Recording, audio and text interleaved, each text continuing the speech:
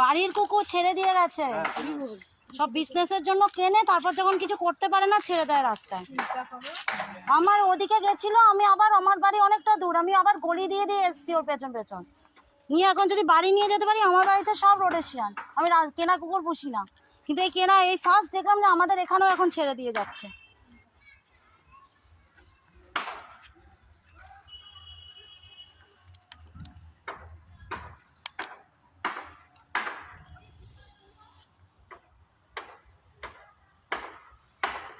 জল খাবি?